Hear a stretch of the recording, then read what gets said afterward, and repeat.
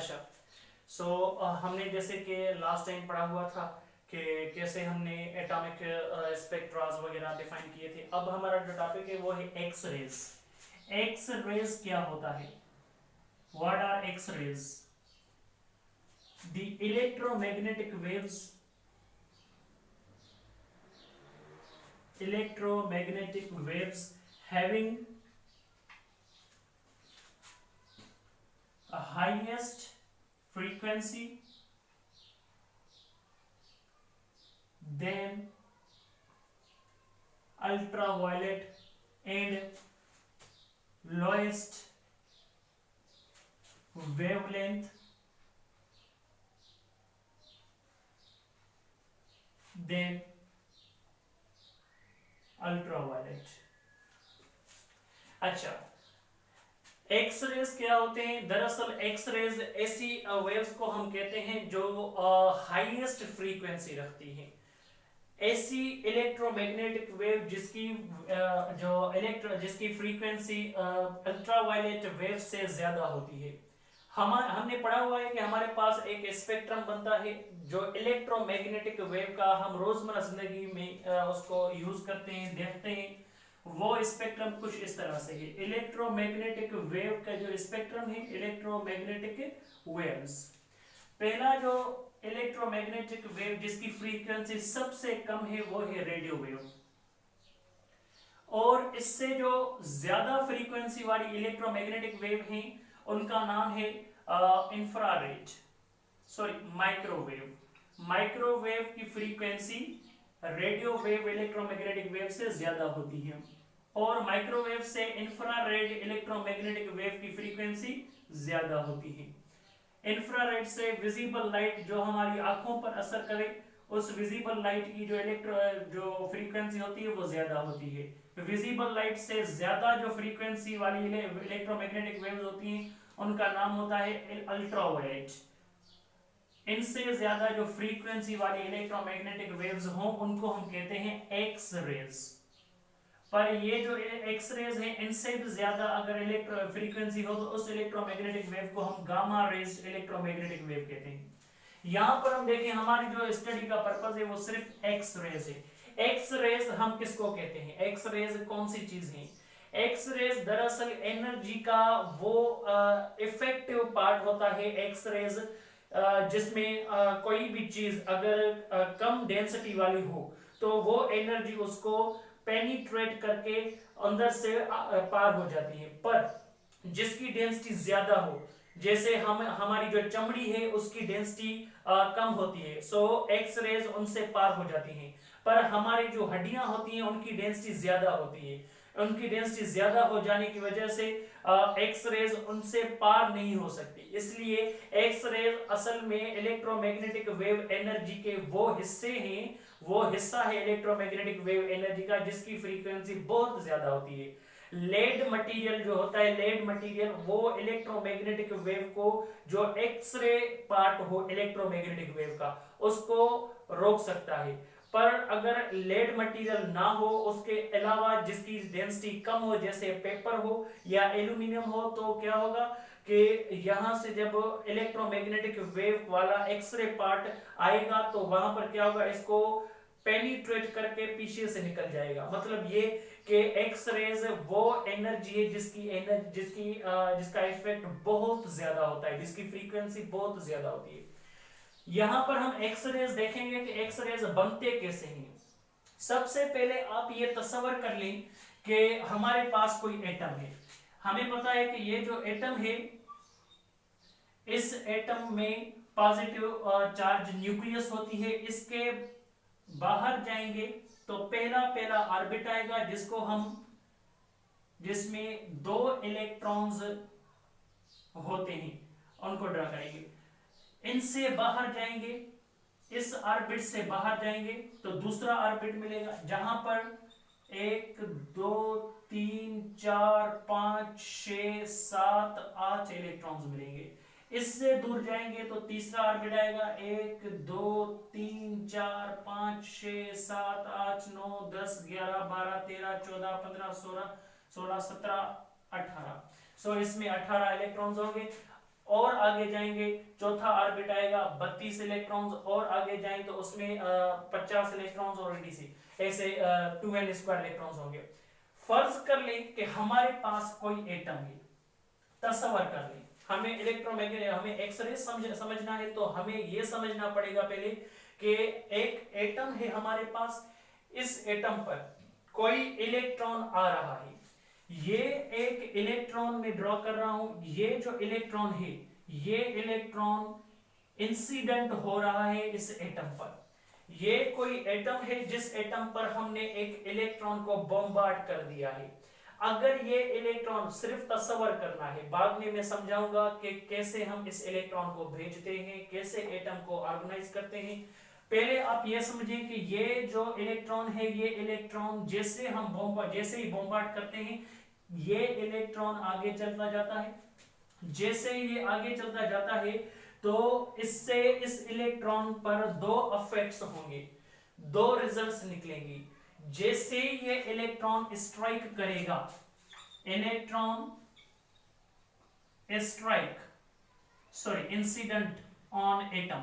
Incident on atom, इस पर दो असर होंगे। ये जो इलेक्ट्रॉन जा रहा है इस एटम से टकराएगा, इस पर क्या होगा, इस पर दो चीजें अमल होंगी। पहली बात, हो सके ये स्ट्राइक करे किसी इलेक्ट्रॉन से, स्ट्राइक विथ वैलेंस इलेक्ट्रॉन। हो सकता है कि ये इलेक्ट्रॉन किसी वैलेंस इलेक्ट्रॉन के साथ टकरा जाए, या ऐसा होगा कि ये जो इलेक्ट्रॉन है जैसे ही जाएगा तो ये इलेक्ट्रॉन किसी भी इलेक्ट्रॉन से ना टकराए और आगे चलकर बेंड होकर आगे निकल जाए। हो सके ये स्कैटर हो जाए, स्कैटर ड्यू टू अट्रैक्शन। ये दो चीजें होंगी, strike with valence electron, scatter due to attraction. यहां पर हम देखें कि पहले हम ये स्टडी करेंगे, ये वाला हिस्सा, मतलब ये जो इलेक्ट्रॉन है इस इलेक्ट्रॉन को हम भेजेंगे। जैसे ही इस इलेक्ट्रॉन को हम भेजेंगे तो इस इलेक्ट्रॉन के पास कुछ ना कुछ एनर्जी होगी, उस एनर्जी की जो इक्वेशन होगी वो एच न्यू होगी, H Planck's constant and new frequency. यहां पर हम देखें कि जैसे ही ये इलेक्ट्रॉन आगे जाएगा, ये इलेक्ट्रॉन आगे चल के यहां पर जैसे ही आएगा, फर्ज कर लें, ये असम्पशन आप ले लें कि यहां पर ये इलेक्ट्रॉन किसी दूसरे इलेक्ट्रॉन से नहीं टकरा रहा, और जैसे ही ये इलेक्ट्रॉन आ रहा है, ये इलेक्ट्रॉन जैसे ही आएगा इसको जाना चाहिए सीधा सीधा, पर ये सीधा नहीं जाएगा। जैसे ही ये आएगा न्यूक्लियस की अट्रैक्शन की वजह से ये थोड़ा सा बेंड हो जाएगा, और जैसे ही ये स्कैटर हो जाएगा, बेंड हो जाएगा। इसकी बेंडिंग किस वजह से है? सिर्फ इस वजह से है कि ये जो न्यूक्लियस है ये पॉजिटिवली चार्ज है और ये जो इलेक्ट्रॉन है ये नेगेटिवली चार्ज है, इसको ये अट्रैक्ट करेगा। अभी आप ये इस बात को छोड़ दें कि बाकी सब इलेक्ट्रॉन्स इसको रिपेल करेंगे, भाई रिपेल करेंगे फिर भी तो ये नीचे ही आएगा, पर यहां पर हम देखें कि ऊपर वाले इलेक्ट्रॉन नीचे वाले इलेक्ट्रॉन की रिपल्जन इक्वल होगी। बस आप इस न्यूक्लियस को देखेंगे, ये जो न्यूक्लियस है इस न्यूक्लियस की अट्रैक्शन की वजह से ये इलेक्ट्रॉन नीचे आएगा। जैसे ही नीचे आएगा तो इसकी पहले जो स्पीड थी वो ज्यादा थी, अब जो स्पीड होगी इसकी स्पीड कम होगी। क्यों? क्योंकि ये पहले सीधे जाता तो इसकी एनर्जी कम नहीं होगी, पर इसकी एनर्जी कम हो गई है।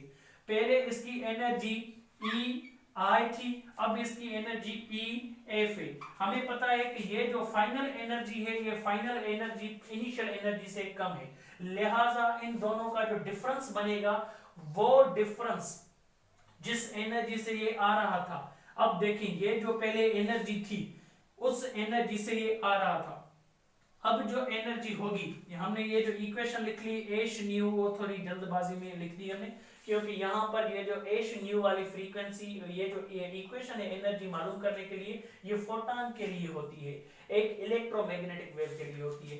इलेक्ट्रॉन के लिए ये इक्वेशन नहीं होती, इलेक्ट्रॉन के लिए दूसरी इक्वेशन होती है काइनेटिक एनर्जी की, वो है चार्ज मल्टीप्लाई वोल्टेज। अच्छा, यहाँ पर हम देखें जब इलेक्ट्रॉन आया तो उसके पास कुछ ना कुछ एनर्जी थी, मतलब 40 इलेक्ट्रॉन वोल्ट एनर्जी थी, फर्ज कर ले। जैसे ये यहां से स्केटर हो गया तो यहां पर उसकी एनर्जी थी 30 इलेक्ट्रॉन वोल्ट। यहां पर हम देखें कि 40 और 30 के दरमियान थोड़ी सी एनर्जी कम हो गई। जैसे ही इसकी एनर्जी कम हो गई वो एनर्जी का कहलाएगी the change in energy. Change in energy जो होगी इलेक्ट्रॉन वाली, उस एनर्जी के चेंज हो जाने की वजह से वो जो एनर्जी इसने जाया की वो किस फॉर्म में जाया की, एक फोटॉन के फॉर्म में जाया की। ये एक फोटॉन था एनर्जी का, इस फॉर्म में इसने जाया की। और इसकी जो फोटॉन की एनर्जी होगी वो होगी एच न्यू। यहां पर न्यू क्या है, वो फ्रीक्वेंसी, जिस फ्रीक्वेंसी से ये फोटॉन निकलेगा। अब ये फोटॉन जब निकलेगा तो ये तभी निकलेगा जब कोई इलेक्ट्रॉन आए और किसी के साथ ना टकराए, और किसी के साथ अगर नहीं टकराएगा तो ये फोटॉन, ये इलेक्ट्रॉन नीचे आएगा, और किसी के साथ अगर नहीं टकराएगा तो ये इलेक्ट्रॉन एनर्जी लूज करेगा due to the attraction and scattering, और बीच में क्या होगा, एक फोटॉन निकल जाएगा। इसको हम कहते हैं, ये जो फोटॉन निकला इस फोटॉन को हम कहते हैं कंटिन्यूअस एक्सरे फोटॉन। इसकी एनर्जी इतनी होती है कि ये लेस डेंसिटी वाले सब्सटेंस को जो है ना पेनिट्रेट कर सकता है, पर जो हाई डेंसिटी वाले सब्सटेंसेस होते हैं उनको ये पेनिट्रेट नहीं कर सकता। अच्छा, अब देखते हैं दूसरा पार्ट इसका। अगर ये इलेक्ट्रॉन किसी एटम पर इंसिडेंट हो रहा है, फर्ज कर लें कि ये न्यूक्लियस है उस एटम की, और यहां पर पहला शेल है जिसके ऑर्बिट में 2 इलेक्ट्रॉन्स हैं, यहां पर 8 इलेक्ट्रॉन होंगे, यहां पर 18 इलेक्ट्रॉन होंगे। सो हम देखें कि यहां पर अगर हम एक इलेक्ट्रॉन को फॉल आउट कराएं, हम इसको गिराएं किसी एटम पर, तो फिर क्या होगा, यहां पर हम ये मानकर चल रहे हैं कि जैसे ये इलेक्ट्रॉन आएगा तो ये इलेक्ट्रॉन आकर किसी ना किसी इलेक्ट्रॉन को टकराएगा। जैसे टकराएगा तो ये इलेक्ट्रॉन अपनी काइनेटिक एनर्जी की वजह से आने वाला इलेक्ट्रॉन यहां पर चला जाएगा, और एक इलेक्ट्रॉन स्कैटर हो गई यहां पर चला जाएगा। यहां पर हम देखें कि अगर कोई इलेक्ट्रॉन आया और किसी दूसरे वैलेंस इलेक्ट्रॉन से टकरा गया, स्ट्राइक कर गया, तो वो इलेक्ट्रॉन भी निकलेगा और आने वाले इलेक्ट्रॉन की काइनेटिक एनर्जी की वजह से वो भी निकलेगा। यहां पर हम देखें कि ये दोनों इलेक्ट्रॉन्स, ये इलेक्ट्रॉन आया तो सही पर अपने साथ एक दूसरा इलेक्ट्रॉन ले गया, यहां पर एक डिफिशिएंसी बन गई। यहां पर एक इलेक्ट्रॉन की पहला जो शेल होता है उसको हम के शेल कहते हैं, यहां पर L, M, N and O shell, so on. यहां पर हम देखें कि एल शेल वाले इलेक्ट्रॉन को जैसे ही उसने निकाला तो यहां पर उसकी डिफिशिएंसी बन गई, और यहां पर जैसे ही डिफिशिएंसी बन गई तो ये इलेक्ट्रॉन नीचे आ गया। जैसे ही इलेक्ट्रॉन नीचे आएगा, अब यहां पर जो डिफिशिएंसी है ना, इस डिफिशिएंसी को फुलफिल करने के लिए या तो इस एन शेल के इलेक्ट्रॉन को नीचे आना पड़ेगा, या तो फिर इस एन शेल के इलेक्ट्रॉन को नीचे आना पड़ेगा। ये तो हम दूसरे वीडियो में डिटेल में पढ़ेंगे, डिस्कस करेंगे कि नीचे वाला जो नजदीक वाला शेल है उसमें से इलेक्ट्रॉन निकलकर इसकी डिफिशिएंसी को फुलफिल करेगा, या फिर बाद वाला जो शेल है उसका इलेक्ट्रॉन आकर इसकी डिफिशिएंसी को फुलफिल करेगा। ये इंशाल्लाह बाद में पढ़ेंगे, पर हमने यहाँ पर 2 टाइप्स पढ़े। यहाँ पर देखें, अगर डिफिशिएंसी बनी है तो डिफिशिएंसी बनने के कारण यहाँ पर एक इलेक्ट्रॉन नीचे आएगा। यहाँ पर जैसे इलेक्ट्रॉन नीचे आएगा, हाई एनर्जी लेवल छोड़कर लो एनर्जी लेवल पर आएगा, तो बीच में क्या होगा, एक एनर्जी का डिफरेंस बनेगा। सेम इक्वेशन उसके लिए यूज करेंगे एच न्यू, और यहां पर हमें पता चलेगा कि ये जो एच न्यू है, ये H new Planck's constant multiply by frequency, ये जो इक्वेशन है ये उस फोटॉन की है, जो फोटॉन निकलेगा यहां से, एक फोटॉन निकलेगा दूसरा, ये फोटॉन जिसका मास कुछ नहीं होता पर उसकी एनर्जी होती है, वो एनर्जी का एक पार्टिकल है, वो इसलिए निकलेगा क्योंकि हाई एनर्जी वाला जो इलेक्ट्रॉन है वो अपनी लेवल छोड़कर लो एनर्जी वाले इलेक्ट्रॉन के लेवल पर आ जाएगा, उसको फुलफिल करेगा, और बीच में जो एनर्जी का डिफरेंस है वो निकलेगा एक फोटॉन के निकलने की वजह से, और उस फोटॉन की एनर्जी, डिफरेंस ऑफ एनर्जी क्या मानी जाएगी, एच न्यू। यहां पर हम देखें कि ये जो एनर्जी है इसकी इक्वेशन को हम मजीद आगे बढ़ा सकते हैं। ये जो एनर्जी है, इस एनर्जी की इक्वेशन को चार्ज मल्टीप्लाई वोल्टेज ऐसे डिफाइन कर सकते हैं, इनटू एच न्यू। और अगर हम देखें कि यहाँ पर अगर आपको वेवलेंथ मालूम करनी हो तो charge multiply voltage into H into frequency, frequency speed of light divide by wavelength के बराबर होती है। वेवलेंथ को यहाँ पर ले आए और चार्ज इनटू वोल्टेज को यहाँ ले आए। यहाँ पर देखिए हम wavelength is equal H C upon Q V, ये इक्वेशन हमने मालूम कर दी। ये इक्वेशन उस वक्त आपको यूज करनी है जब इस तरह के एक्सरे फोटॉन निकले, जब कोई इंसिडेंट इलेक्ट्रॉन किसी इलेक्ट्रॉन से टकराए और उस पर टकराने की वजह से एनर्जी वाला फोटॉन निकले, तो ये इक्वेशन हम यूज करेंगे। यहाँ पर जो फोटॉन निकले उसकी एनर्जी ज्यादा होनी चाहिए, वो तभी ज्यादा होगी जब हम यहाँ पर क्या करें, वोल्टेज ज्यादा दें। वोल्टेज ज्यादा मींस जो आने वाला इलेक्ट्रॉन है उसकी वोल्टेज ज्यादा होनी चाहिए, और यहां से जो फोटॉन निकलेगा उसकी वेवलेंथ कम होगी उस वक्त, क्योंकि वेवलेंथ कम तो फ्रीक्वेंसी ज्यादा, फ्रीक्वेंसी ज्यादा तो एनर्जी भी ज्यादा होगी। सो किसी भी फोटॉन की एनर्जी आपको ज्यादा चाहिए तो वेवलेंथ फोटॉन की कम होनी चाहिए। फोटॉन की वेवलेंथ कम उस वक्त होगी जब इंसिडेंट इलेक्ट्रॉन की वोल्टेज ज्यादा हो। सो ये बातें आप थोड़ी समझ लें कि अगर एनर्जी आपको ज्यादा चाहिए तो ये एनर्जी है ना, ये डायरेक्टली प्रोपोर्शनल होती है फ्रीक्वेंसी से, फ्रीक्वेंसी इनवर्सली प्रोपोर्शनल होती है वेवलेंथ से। वेवलेंथ का जो इनवर्स है वो डायरेक्टली प्रोपोर्शनल होता है वोल्टेज से। मींस अगर वोल्टेज आपने बढ़ा दी तो एनर्जी ऑफ फोटॉन भी बढ़ जाएगी। यहाँ पर हम देखें कि ये सारे जो टर्म है ये हमें बताते हैं कि कैसे एनर्जी ऑफ फोटॉन इंक्रीज होती है। यहाँ पर हमने दो types of formation of X rays पढ़ी है। एक जिसको हम कैरेक्टरिस्टिक एक्स रेज कहते हैं, कैरेक्टरिस्टिक एक्स रेज, और दूसरे हमने पढ़े हैं कंटिन्यूअस एक्स रेज।